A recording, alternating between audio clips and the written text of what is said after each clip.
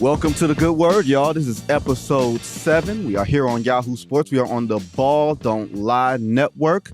Don't forget, we are also on YouTube, Spotify, wherever you get your podcasts. I am in Los Angeles. This is the thick of the Western Conference semifinals.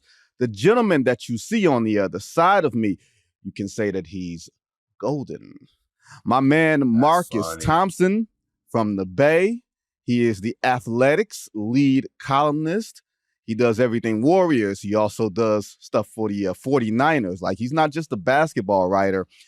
Marcus's name in my phone is Bars, because every time he writes, he brings those bars. Right, no, not jail bars. Marcus, not jail bars. Come on, man.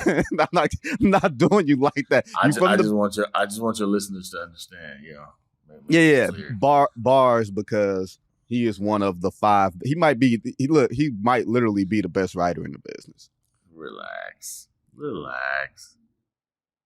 You gonna take these platitudes, bro?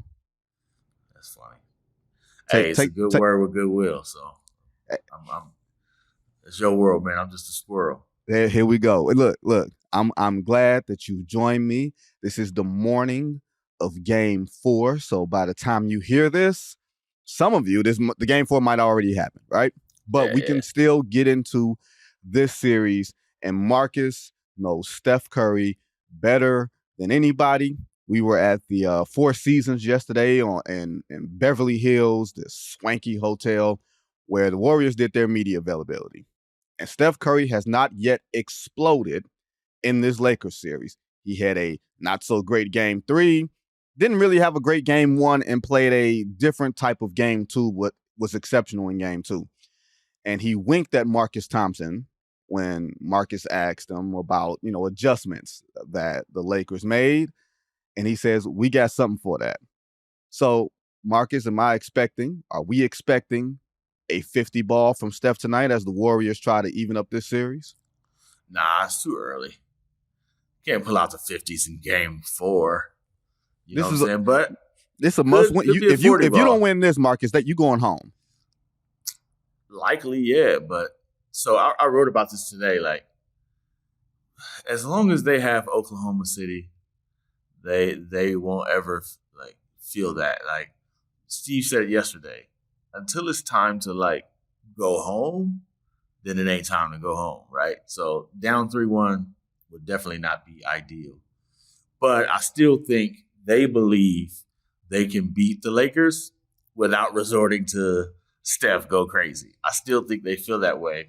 But is a 40 ball off the table? I don't think so. The difference is I think he might go for it.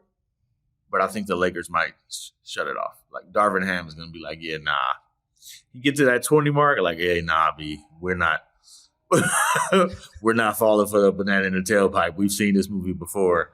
And that's going to shift the onus to Klay Thompson, to Andrew Wiggins, which they should be able to do. Because once Steph get going, that's a 5-alarm fire and everybody goes crazy. So it creates the openings. I think he's saying, I'm going to be way more aggressive. I don't know if that means take 38 shots like he did in Game 7 against Sacramento, but I've been saying this for years.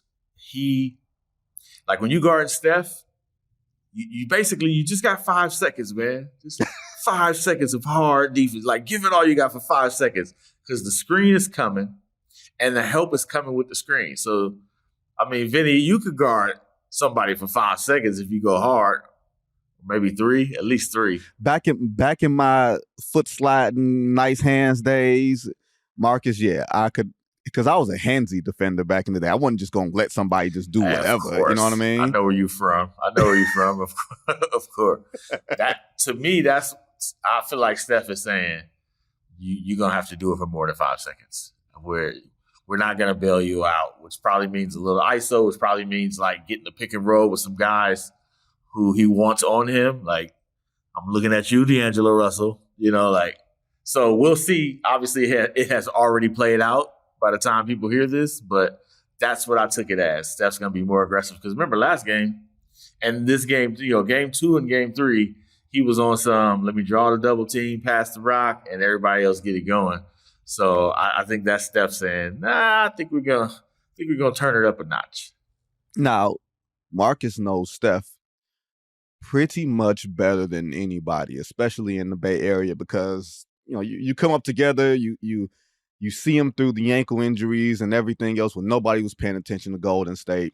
Steph is an interesting character. I think he is the pettiest human being playing in the NBA, and I say that affectionately.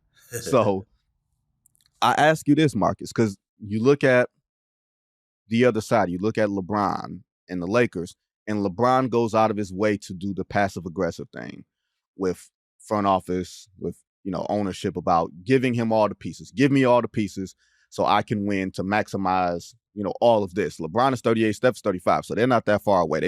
That's like being in high school at the same time. Does Steph have this thought that, hey, I built that arena on the water, that got my name on it. Those championship trophies got my name on it. I don't want to hear about no luxury taxes. I don't want to hear about these young guys that you're trying to build a bridge to for the future. Does he have that thought? Do you believe, rather, that he has the thought that, hey, why haven't we gone all in to keep winning? Oh, no question about it. I mean, that's kind of what the odd part is. That was their take before last season, right? I know you remember, because you be in the trenches or in the grapevine where the word is passed. But when they were talking to everybody from Damian Lillard to Bradley Beal, right? They were in these streets, man. In the words of Giannis, isn't that tampering? Yeah, it ain't tampering with his players, right? But that after the play-in year, they lose the play-in, and it's very clear. Like, Klay's coming back, but you don't know what he is yet. They're like, yo, we need some veterans. Like, we need some ballers. We need somebody who can run with us.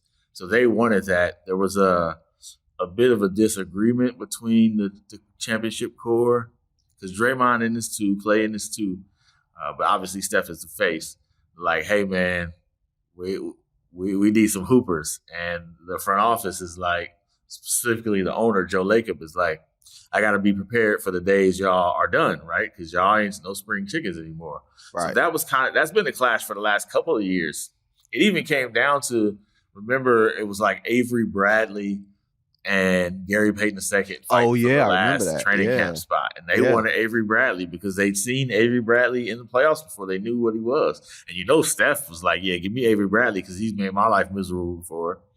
And so Gary Payton ended up being the right choice, kind of gave the front office some clout. But they definitely won it. I think this year kind of underscored, like, this is the we told y'all year, because they won a championship last year with it, and it felt like, see, the 2-timeline plan worked.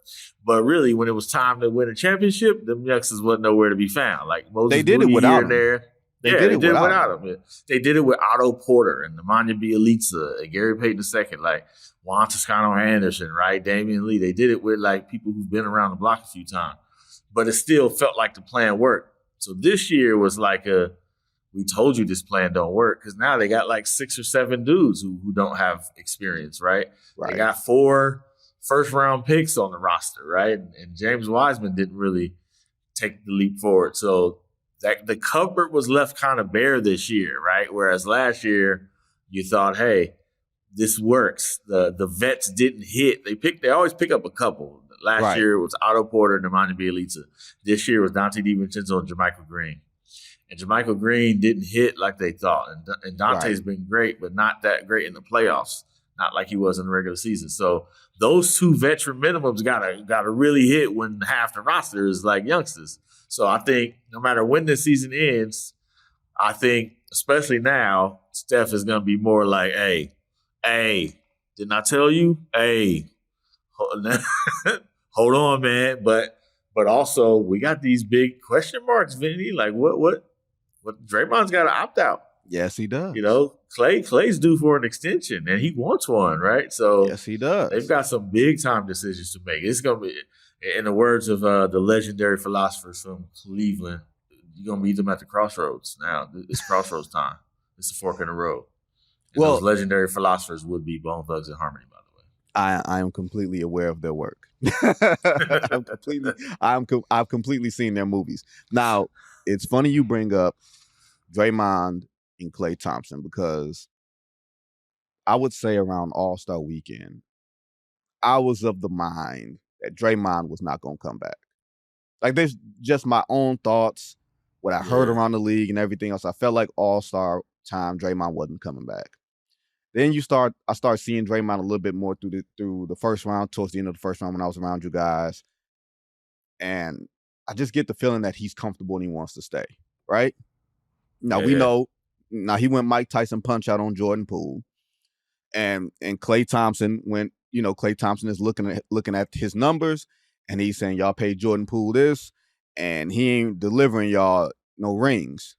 So I guess this is kind of twofold, Marcus. A, what do you think they stand on Draymond Green? Because he's just as up and down as Anthony Davis. Anthony Davis catches a lot of hell for being, all world one night and all not so the next night. Draymond kind of follows that same thing. Like, that matchup is kind of determined especially in the when series. He's playing Anthony Davis. especially when he's playing Anthony Davis, Marcus Thompson. So the question is, A, do you think that Draymond will be back next year, especially if he opts out? And B, what the hell has happened to Jordan Poole this postseason? Because he does not look like the same guy from last postseason. So let's deal with the first one. There was a time where it felt like the Draymond era was over, right? I mean, it was down bad after, he punched Jordan Poole. And you just heard his teammates talk about him in ways you just didn't hear. Talking about he's got to win our trust back, et cetera, right? Right. It was just down bad. But Draymond's greatest trait, I think, is bouncing back, right? Like, in honor of your home city, right? He's got that Big Sean in him, right? Yeah. Like, this dude knows how to, like, reconcile with the best of them. And I think he knows the secret ingredient of it all. Hey, Marcus, you married. Poor Hazel. Whenever Draymond probably does something that gets him. These apologies got to be epic, right? He be on the please, baby, please, baby, please. He be on the Marcus Graham showing up to Angela's job, talking about I miss you, bringing the babies up there, tugging at the heartstrings. His apologies probably got to be epic. Man, Draymond is the best at it. I mean, think of all he's done, right? And he's still is still beloved. I think as the season played out and as these playoffs played out, one thing is just so absolutely clear. They don't win without Draymond. They just don't win without Draymond. Like you said, like he's up and down, but when he's up, they're up, right? When he's up, they're a championship team. When he's up, they're unbeatable. Yeah, they're like, when he's up, they're a championship team. And so the question becomes, do you want to win a chip or do you want to win a popularity contest? Like, which one is it going to be? And I think in the end, it's just going to be hard to walk away from Draymond. Like, how do you walk away from that guy? How do you walk away from your best chance to win a championship? Knowing that if you do, it might embolden number 30 in a way we've never seen, right? It might make him say, oh, so because saying Draymond's going, especially without a replacement. Like, if you telling me, yo, Draymond's out, but we going to get somebody, and that somebody makes you be like, oh, okay, bye, Draymond. Like, unless you're doing that, you telling Steph Curry, yo, our championship days are done. And how does he respond to that, right? So it just feels like, especially as the season has gone on and you look at this series, you look at the last series, like, you just ride this out. Like, how do you not ride this out? How do you not let these dudes, like, get all the tread off these tires? Especially since they drafted James Wiseman, Jonathan Kuminga, Moses Moody, Patrick Baldwin, Ryan Rollins. 5 guys they've drafted. How many of them playing right now? 1. Moses Moody. And then you could throw Jordan Poole in that mix, right? Where they drafted him too, and he's part of that. Like, last year, he was separated from them. This year, he's kind of back with them. Like, He's back. Right. He's back in that ilk of uncertainty. You don't know what you're gonna get from him. Trick So or treat. he's playing, but he isn't like he isn't playing like he isn't playing like he's that stabilizing figure. Right. So if you count him, maybe you got like 2 out of 6, but that's not enough, right? So now it's like, hey, they wanted them to cash in a couple of them picks and go get a player. So the messaging to a 35-year-old Stephen Curry, who'll be 36 at the end of next season, if you get rid of Draymond, is, hey, we ain't playing for a championship anymore. But here's the other caveat, Vincent. What happens if another team is like, hey, we're Draymond away from contending? So Draymond, we got a max for you. And what if it ain't the Warriors saying bye Draymond? What if Draymond's like, yo, it's been real. I'm out. Let me go get this money. See, that's the tough part for me because I don't know if Draymond would be the type to tell Steph. That's the conversation that he'd have to have. That's the conversation I'd want to be there for. Right. I'd be a fly on the wall. Right. Is to tell Steph, I'm out. You know what I mean? After everything that he said about, Kevin Durant and everything that he's talked about him building there, does he want to leave? You know what I mean? Here's the thing. There are a few teams, and I thought about it. There are a few teams that would theoretically be a Draymond Green away. They just don't have the money for it, I don't think. Yeah, that's the problem. You know what I mean? It would have to be more money, wouldn't it? It would have to be like, yo, they offer me max and the Warriors are not. Right? Like, that's the only way you could look Steph in the eye. Because money equals respect. Yeah, in this case, for somebody like Draymond Green. And when you're 30 plus, this is your last chance to get a big payday. And he knows that. And he knows, he's very well aware that this next 4 years or whatever he gets, he's done after that. It ain't going to be no, Draymond hopping around for, other teams and everything else playing on the back end. He's done. He's going to be doing what we're doing. You know what I mean? He's just going to be, he's got a whole other career waiting for him. So, no question. But see, it's funny because now that we're in the thick of these playoffs and we can look at the other bracket, right? Phoenix and Denver. Devin Booker, I think, is almost a similar archetype to Steph in this way because Devin Booker and Jimmy Butler have been the best 2 players in the playoffs this year, full stop. But we don't think of Devin Booker as a superstar simply because we don't think of Devin Booker as a superstar. Like, I feel like his trajectory is similar to Steph's in a way, not like supernova shot up.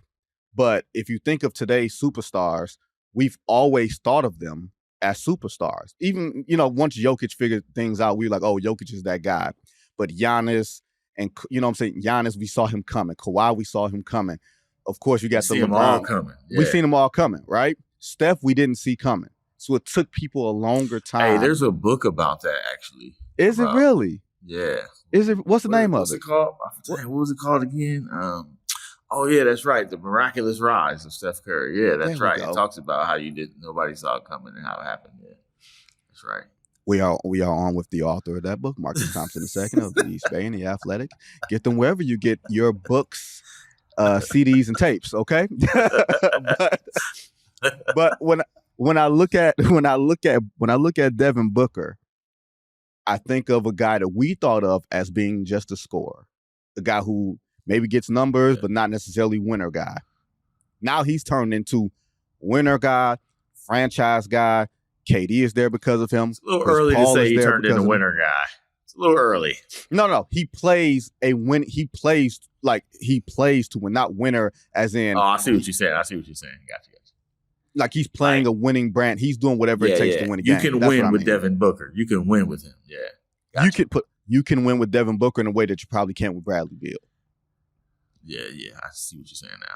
You know what I mean? Like, tell me if I'm wrong about the parallels of how we view certain players, like how the media, how other players around the league view certain guys that we think we have a handle on, and then they take it to another level, and we're just kind of slow to recalibrate our opinions of them. We're always slow, but part of it is because it's our reputation, right? Especially over the last 10 years, you make your name in this business with your bold proclamations. You know what I'm saying? So that's how people even know who you are. You want to be early on people who are great, or you want to be the one who sees somebody not as great and call them out early. But when you do that, now it's tough to walk away from that. You know what I'm saying? It's tough to let it go, right? Like, it's tough to be like, yo, yeah, everything I said was wrong. Right. There was a lot of people saying that. So we are a little late. Also think some of these, like, some figures just change how you view basketball, and that takes time. I think that's what Steph did. Steph literally changed how we view basketball. Yeah. And it took time to adjust and to understand all of the caveats with that. Like, Steph came along at a time where we thought a point guard was judged by his number of assists. Like, that's how we thought about it, right? We weren't thinking about hockey assists. We weren't thinking about gravity. We weren't thinking about, like, when Ty Lue said, I don't care who's on the court with him, you stop Steph Curry, right? Like, you take him away. Like, so those players force you to understand basketball from a different perspective. And that just takes time. Like, we all were raised on a certain way of looking at the game, and it changes based on that. So we're all a little late, but then, you know, in the end, like, this rings culture is largely driven by us. You know, we need a nut graph, man. we need hard data to be able to say who's better and why. And in the end, it's rings. So until people start winning rings, you just don't, like, it's hard to take them seriously, especially minor. I think it's a bit like, you a hoop head, right? Like, you could watch basketball and you could see, like, the difference between circumstance and ability.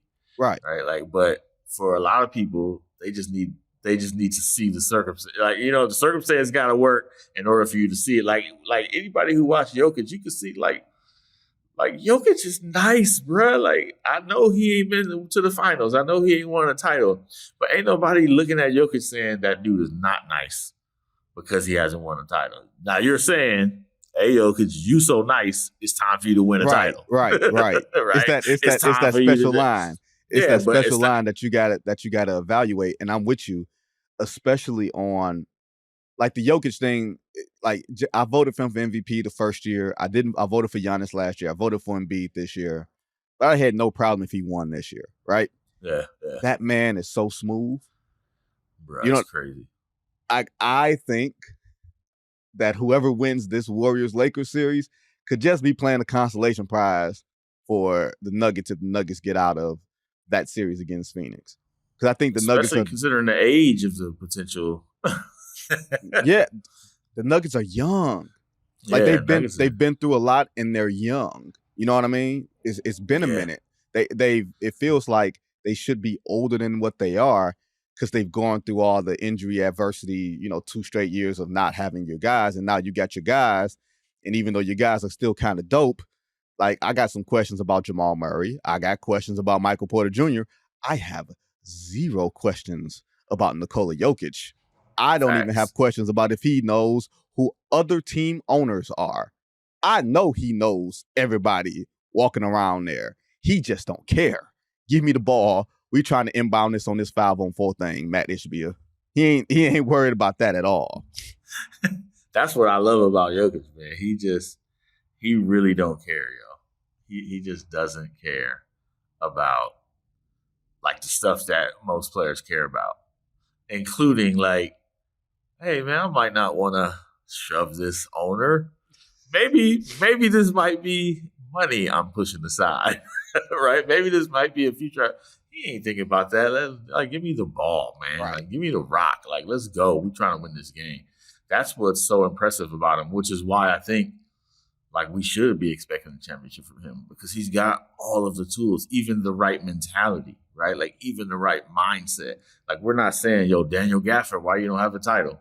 Right. You know what I'm saying? Right. Like, Jokic has all of the faculties to be able to do it. And you just know, like, if he gets in the finals, like, you give him the right teammates, you put him in a situation, he ain't going to be scared, right? Like, he ain't going to shy away from the moment. Like, you ain't got to worry about that with Jokic. So, to me, I do feel like we just got to be better as a basketball, like, community. But, you know, we do also have to eat, man. Like, people got to eat, man. People got to, like, get their money. People got to feed their families. And fans love hot takes. You can say what you want about the media. Let's complain about the media. We ain't doing nothing that ain't got metrics for it. right? Like, like everybody doing what they know is gonna work, right? It's a reason. Look, but here's the thing, Marcus. We don't have to be on a pregame show. We don't have to be talking about legacy literally every day. Bruh, facts. That is annoying. Like if we talking about a Game 7, Lakers Warriors, Mother's Day. I think that would be Game 7 be Mother's Day, which I would love if this series were done before Mother's Day, because I would actually like to see my mama on Mother's Day. But if I got to be stuck out here, yeah, I will take the legacy conversation. What happens if Steph beats LeBron again and he possibly gets a 5th ring on LeBron's watch? That's a discussion I'm willing to have. I'm not willing to have that in game 1 or 2. Like, let's enjoy this series. I'm not even willing to have it in game 7. I'm like, let's talk about what might happen in game 7. And then when it happens, we can talk about what it means. Like, to me, this constant analysis of where people are jockeying is like a horse race, man. Like, yes, it doesn't even matter.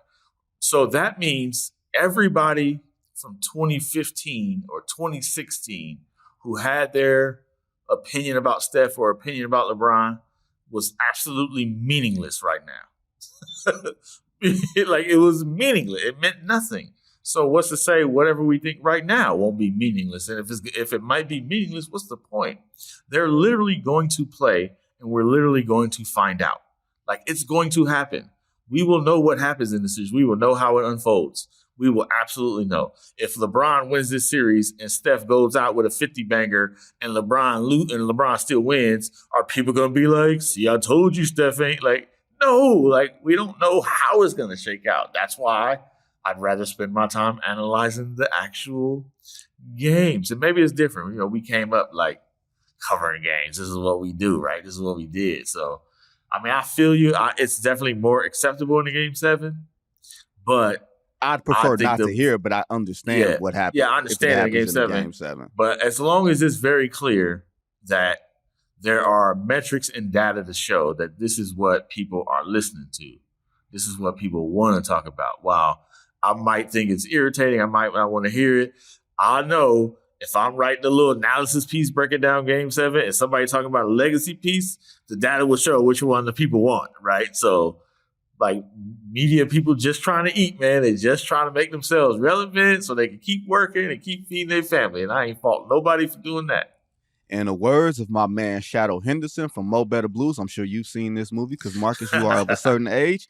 If you play the stuff the people will like, the people will come. Bingo. So if you don't like it, then blame the people. Tell the people to change.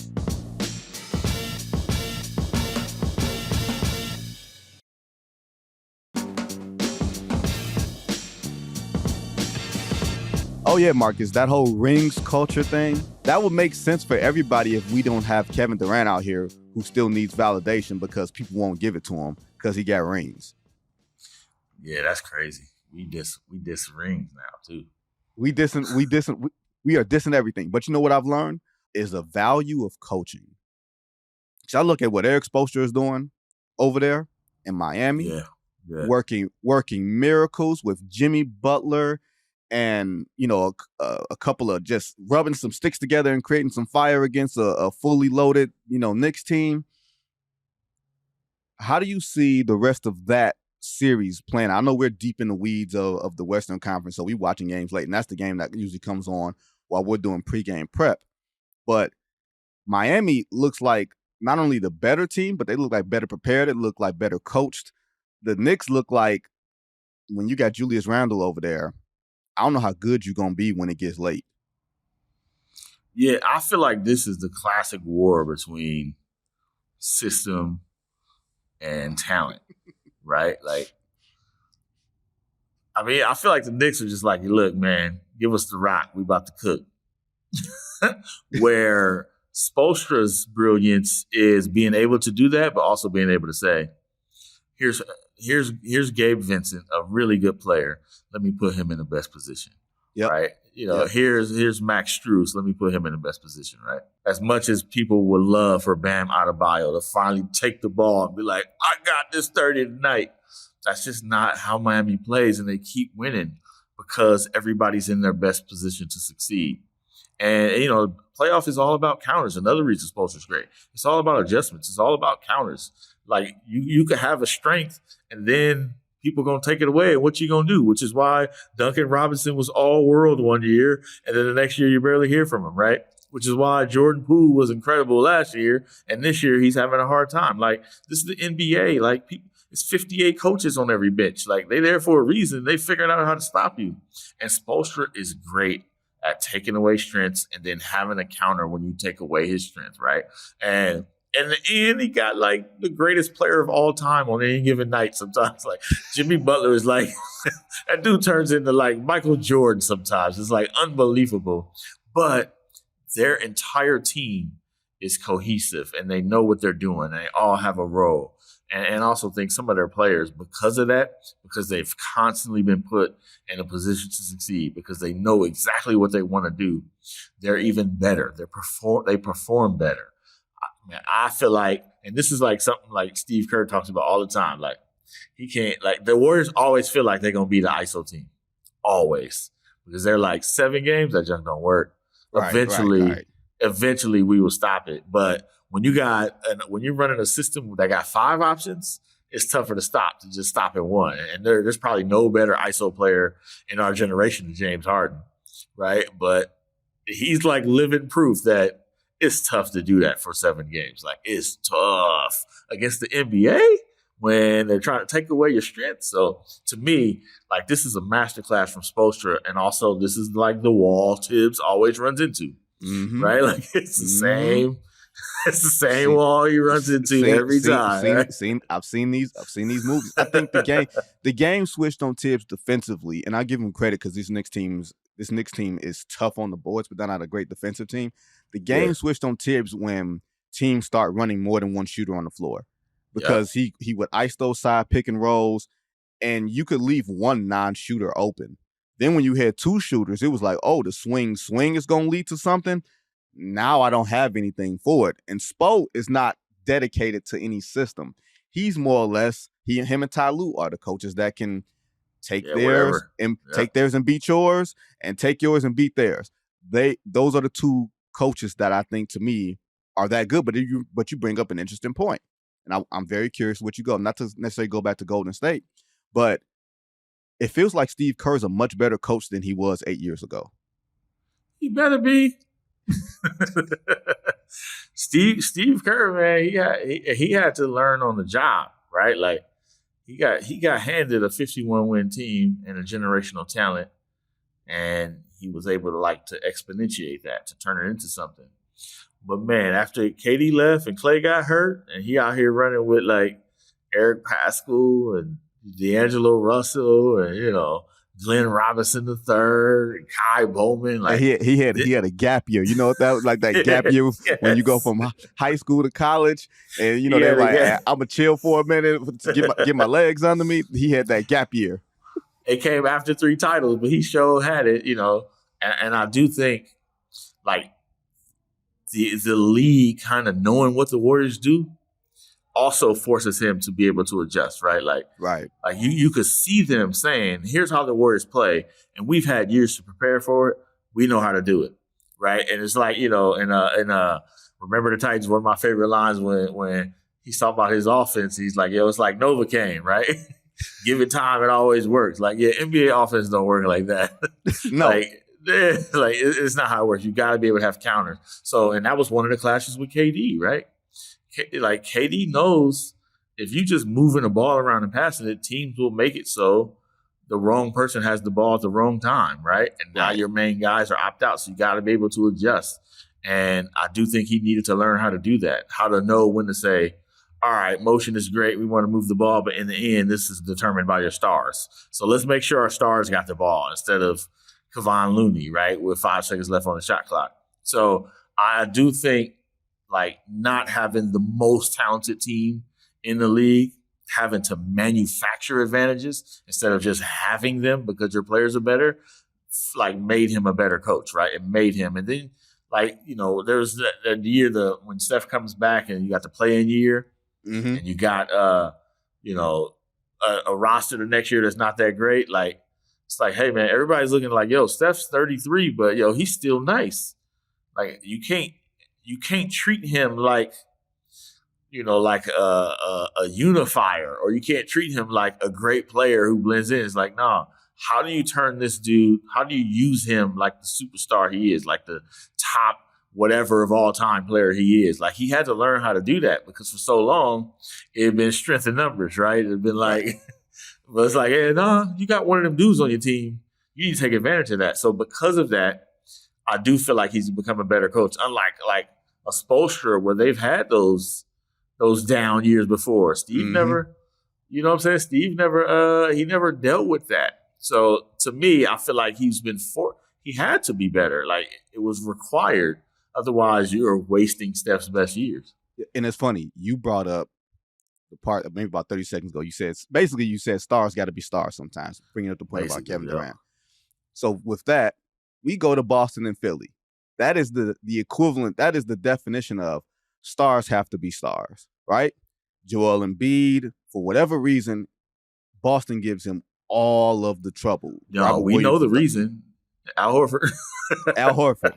Old ass Al Horford. Old man Al Horford. Giving him the blues, right? And you got Robert Williams III. As long as he's standing upright and his knees are working, giving him the blues. Problem. Yeah. James Harden, who we've seen his May movies, right? We that 28-point stretch in games 2 and 3, that looked like the James Harden we all came to know. And then he pulls off probably the most impressive stretch of his career, at least the most important one, right? It's like the layup to send the game in overtime and then the 3 to win the game. You're really that 3 was cold, bruh. That 3 was cold. Marcus, we are used to James Harden being open for threes and not quite calling him self-check, but just saying, oh, he ain't going to make that. Yo, and I was there all of a sudden he's 27. figured some stuff out. But here's the thing, Marcus. I don't know if I trust Philly still. Yes, it's tough to trust. I mean, because we've seen Harden do the AD thing, right? Where it's like 45, and then where is he? And then up, down, he's up, carrying down. you into the game. Yeah. So I feel like that's the theme of these playoffs. All these teams have the capacity to be great, but they also have the capacity to be disappointing, right? To let you down. I mean, look at Boston, like kicking Janet Jackson out of the stadium because they can't get it done. You know what I'm saying? Like all these teams are like, they look like champions. They look like title worthy. And then they look like, yeah, y'all got about a few more games left and you headed to Cancun. And Philly is like the ringleader of that, right? Like Philly's got a lot of players who are that way, but just collectively, I mean, from Doc Rivers to Joel Embiid to James Harden, they got a whole host of people who might check out or this might be the breakthrough. And like my barometer, the thing that I feel like tends to like put these teams over the hump is like that. Like what's the hungry quotient, right? What's the dude whose whole legacy is on the line? Like who's gonna answer the bell on that? But that's tough because the playoffs are full of these dudes, right? Like, the playoffs are full of guys who like, yo, this is now or never. So it makes sense that James Harden is doing this because it's now or never. Like this is it. Like you look at it, he's got to be looking at the East like, yo, we can win. Like we could win the East. He is looking at it like, but they can go out in 6 too. Yeah, exactly. And it might be because of him. Dude. That's the crazy part. Here's the thing. I always compare, because I've heard this skit of Dave Chappelle talking about like one of the worst nights of his career, which happened in Detroit, shockingly, right? Where he apparently had some bad weed, and it turns out to be that it wasn't weed, it was something else. And he had a show, and he was like, once I figured out I could not pull the nose up, I closed the show, right? Yeah. I feel like James Harden, once he realizes he cannot pull the nose up, and it's game 6 of a series, and we about to go home anyway, oh, I'm going to get this 3 for 18 for y'all. I'm going to get these 12 turnovers for y'all. I'm going to expedite the process of us going home. What happens if they lose game 5 in Boston and come back to hostile-ass, battered-ass Philadelphia for game 6, where Joel Embiid is hobbled and Boston maybe have figured some stuff out, and you need a 40 ball from James Harden to push through a game 7? We already know how that's going to happen. We already know how that's going to work.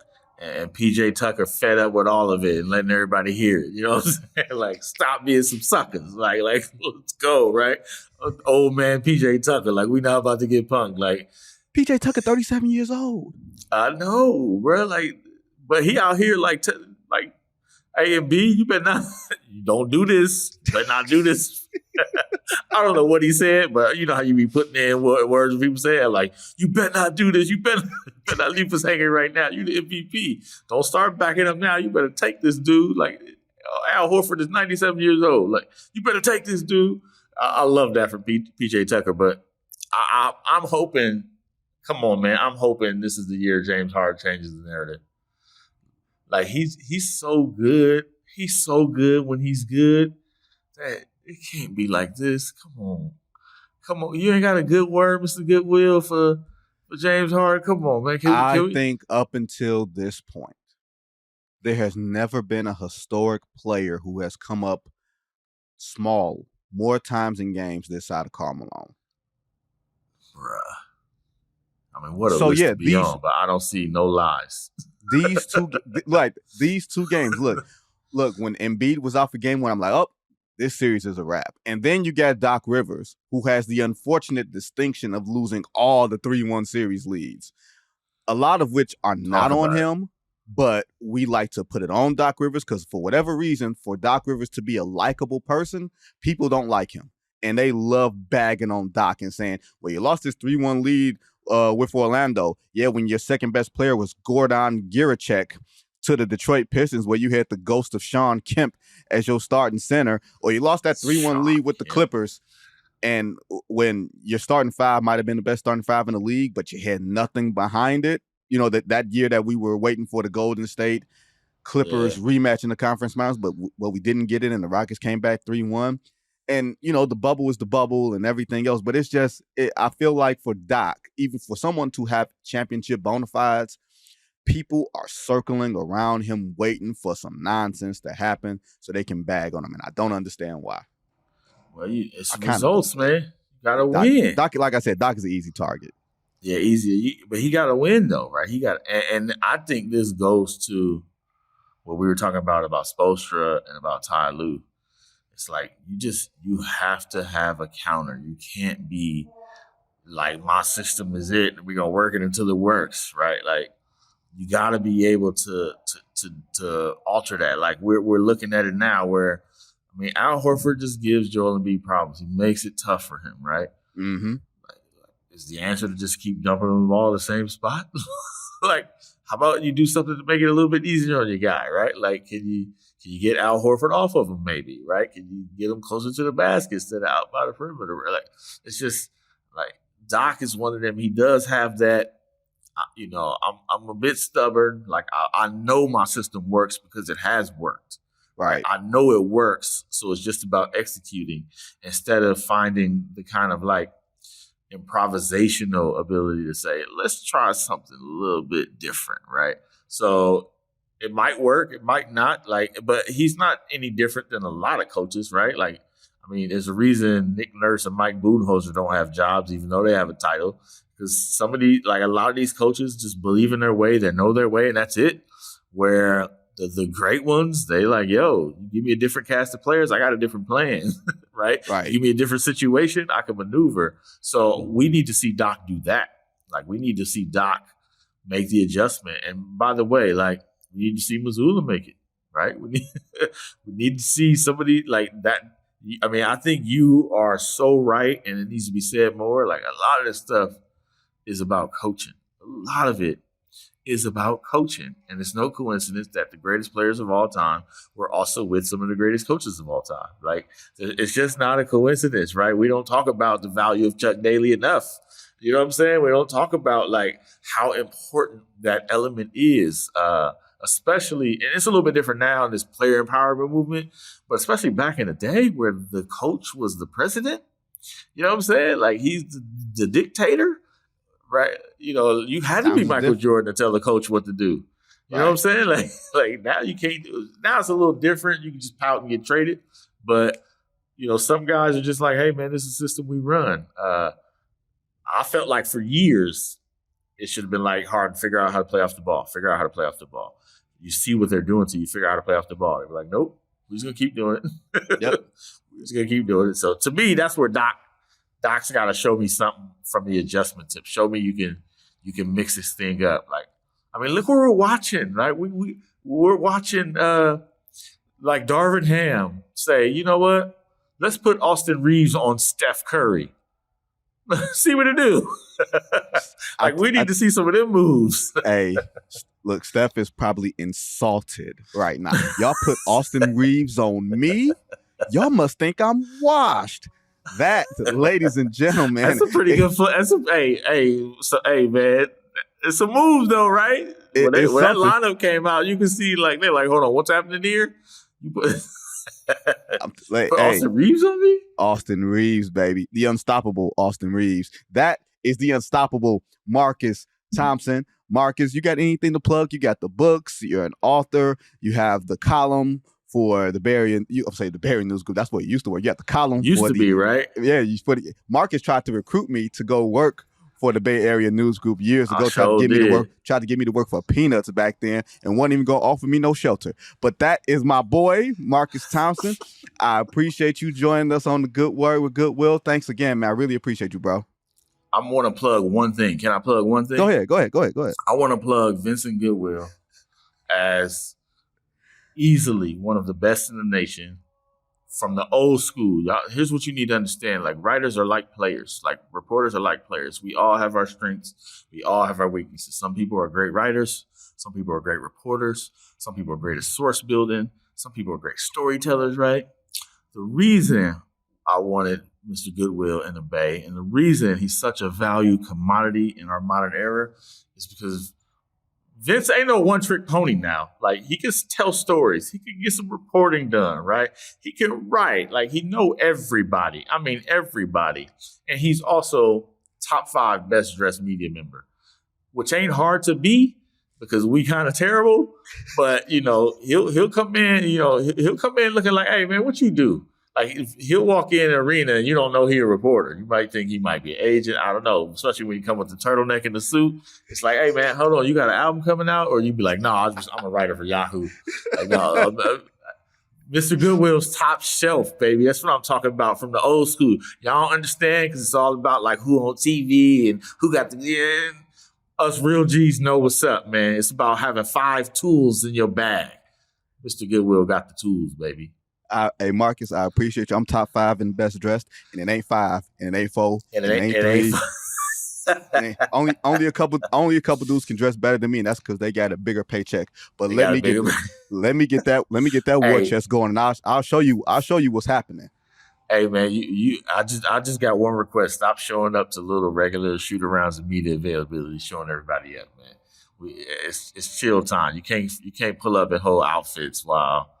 We just here for a little quick interview. We out. Everybody got shorts on, the sweats, people rocking dusty Vans and all that. And here you come with Jordans and nice hoodies and you know what I'm saying? Like, come on, man, take it easy on us. Games, I understand, show out, but y'all wear gym shoes to games. I don't wear gym shoes to games, so I got to get my kicks off during practices and shoot arounds. I feel you. Yeah, I do that because we West Side. That's how we do it in Cali. Hey, I ain't mad at you. Marcus, I appreciate your time. Thanks, everybody, for joining us today on this episode of The Good Word. Don't forget to rate us and review us on Spotify, Apple Podcasts, wherever you get them. We are also on YouTube, where you can check out Marcus's absolute exquisite hoodie, where you can check out what I'm rocking today. Don't forget Jake and Dan on the No Cap Room podcast on Thursday. And you will catch us every Monday on the Ball Don't Lie Network. Be safe this week, guys.